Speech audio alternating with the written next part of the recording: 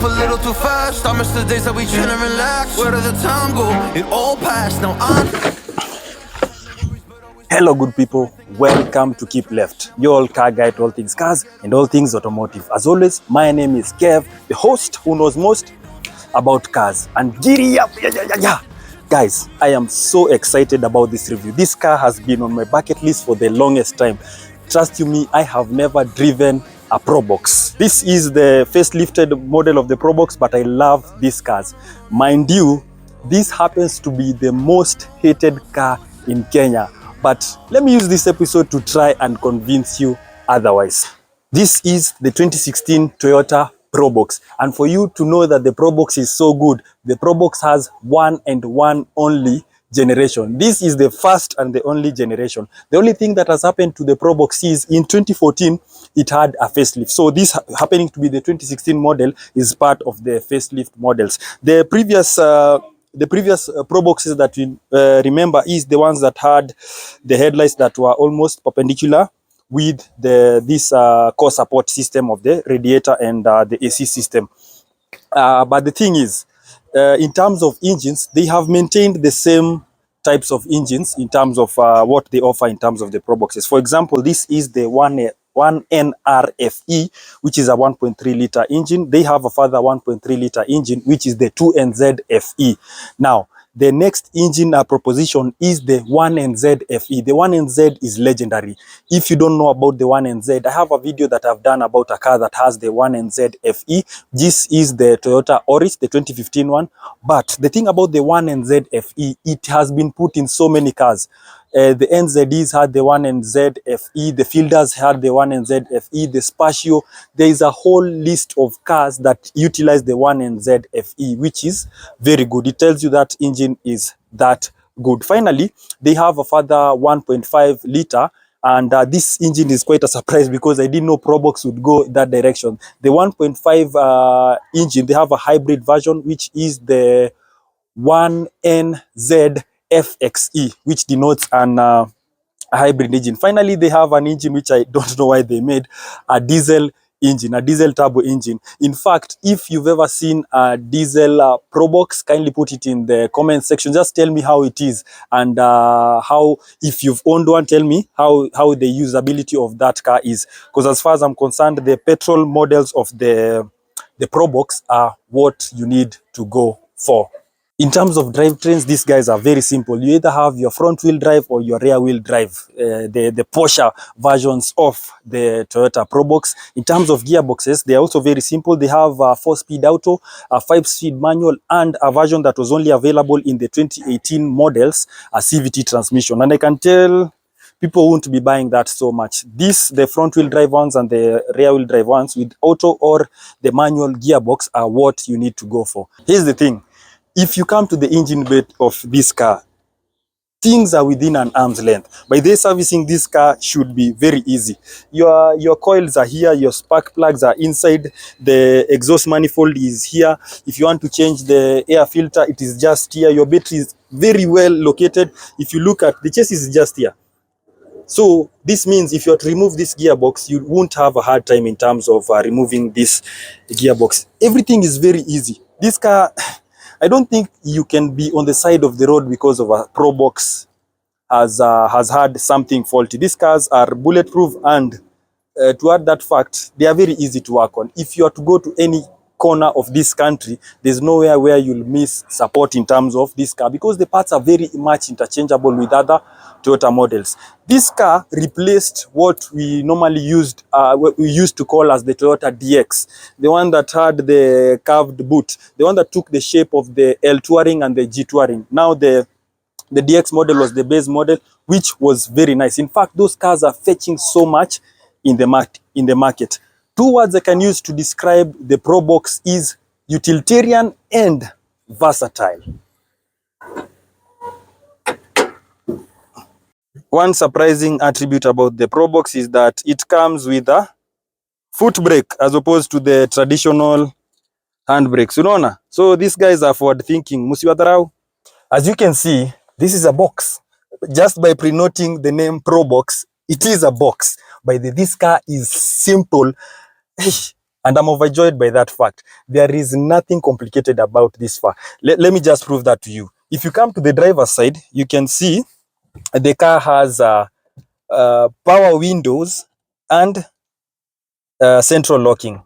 If you turn to the co-driver's side, there is no power window. The power window that you have there is your hand. And you see, that is how much utilitarian this car is. This car tells you it was just made to serve a commercial purpose. If that doesn't convince you, the fact that the accessories are meant to be suited for the driver only, there's a cup holder on this side. On the co-driver side, there is no cup holder or anything to put your cup. There is this section where you can have this compartment, but this doesn't serve the co-driver. There's a place where you can put your phone and all that to serve the driver. There is nothing automatic about this car other than the gearbox. This is the automatic variant, which is a 4-speed auto. And aside from that, no compartments here for you to put your things. This car is purposeful. So the best feature about the Probox is this.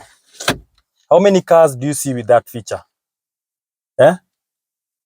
The number of things you can do with this are countless. In fact, on my free time, I think I can just sit here just to watch the view on my Probox. This car is very simple and easy. In fact, if you just come to the instrument cluster. Look at the number of things that there are. This car doesn't even have a rev counter. Everything is sorted out for you there. All you need to know is the speed that you are going and the fuel that you have, because these are things, they don't matter as per Toyota Probox, which is a very good thing. At the back, the space is not the best because you can, if you look at my feet are in fact touching the front seat. The back seat is not comfortable, I won't lie.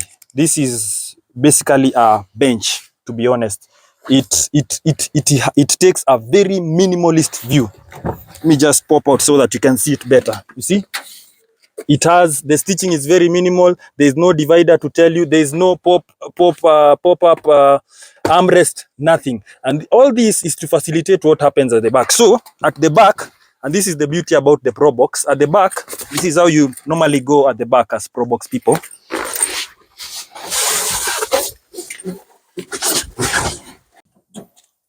At the back, it is at the back. You can sit. But then if we just sat here, 4 other people take us to wherever. This is what I was telling you. These back seats are basically done to be so functional, because now the only thing that remains is for you to pull these levers here. Ndio hiyo sasa.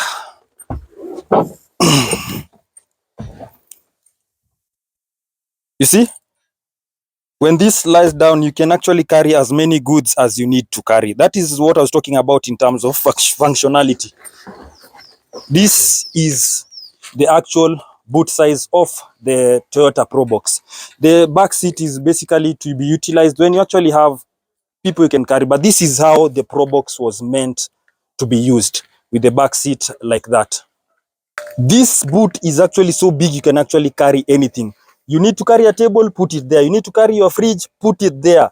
Your cooker, put it there. Your flat screen TV, 95 inches, big, put it there. If you need to carry another car, put it there. In fact, the only thing that you can't carry in this car is another Probox. So now, in terms of drivability, one thing that I've noticed about this car, it is peppy, and I now understand why Probox people who own Proboxes, Aki Poleni, they are always on your nose like this. In tailgating, they are always on your nose. So this car, okay, if you just step on the accelerator, it it jumps. It has a small engine, so it means it's quick to get to power, which is very good. And I understand now why these cars are so many on the roads. There is nothing to write home about in terms of the interior and how quiet it is. It is not quiet, by the way. I won't lie to you. It is not quiet. But the thing that you get from all that is surfaces that are very durable. This plastic interior will never break apart or have features that are cracking, it will serve you to the best. And that's why this car is very much found in every other road in Kenya. So I like it. It's very light. That's the other thing about the drivability of this car. So you get a very light car to drive and a car that you can handle very easily. There is nothing fancy about the Toyota Probox. The shape is very functional.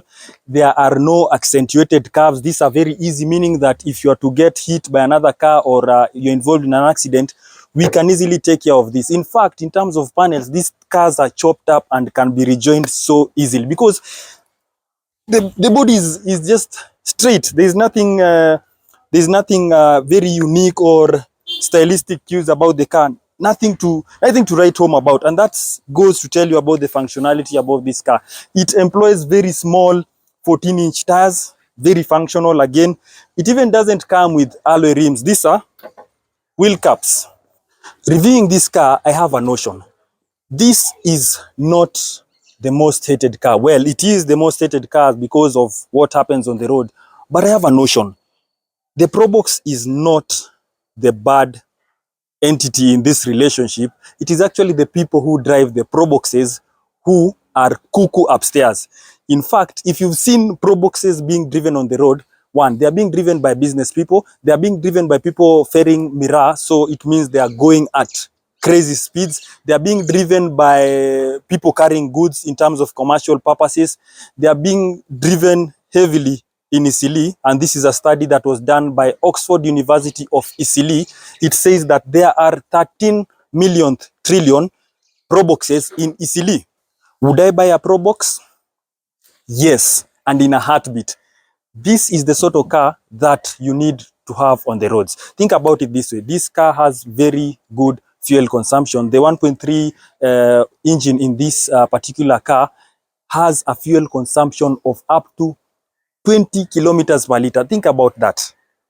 With the fuel prices skyrocketing, this is the car that you need to have from Monday to Friday. You can buy another car for the weekend. But in terms of ownership, if you haven't owned this car, trust you me, this car, I now understand it.